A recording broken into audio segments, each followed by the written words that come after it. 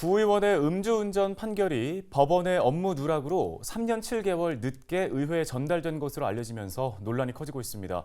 국민의힘 의원들은 법원에 유감을 표명했고 해당 의원은 과거의 잘못을 자꾸 드러내 정쟁의 도구로 사용하는 건 문제라고 반박했습니다. 네, 논란은 윤리특위 구성의 책임 공방으로도 확산되고 있습니다. 심다혜 기자입니다.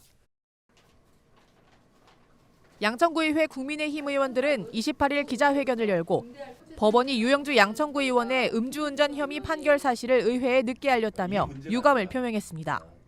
구의회에 판결문 등본을 송부하고 처벌 확정 사실을 통보하는 절차를 빠뜨렸습니다.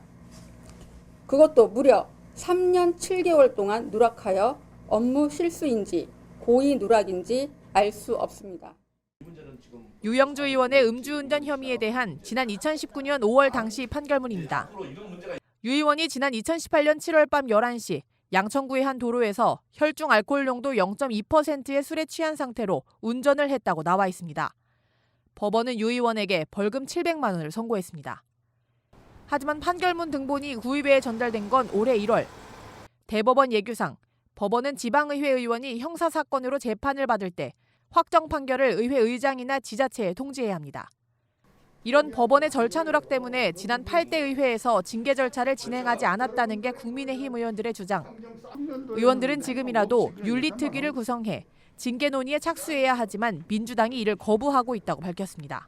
만시지탄이지만 양천구 의회는 윤리특위가 조속히 꾸려져 징계 논의에 착수해야 합니다.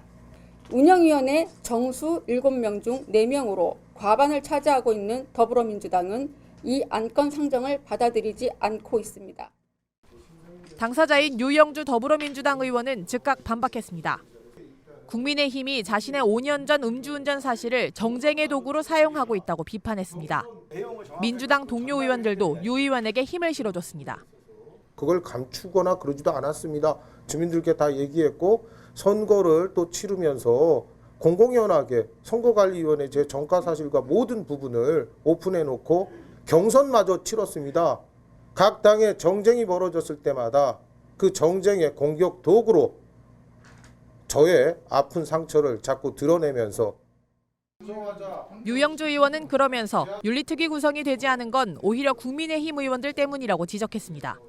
거의 6, 7개월 동안 최혜수 의원 아들 건으로 그 난리가 났었어요. 그때 윤리위원회에 있었으면 최혜수 의원 올라갔습니다. 바로 윤리에. 본인들이 윤리를 피했는데 적반하장도 이번 주에 말씀을 드리니까 참 안타깝다. 제가 그런 말씀 드립니다.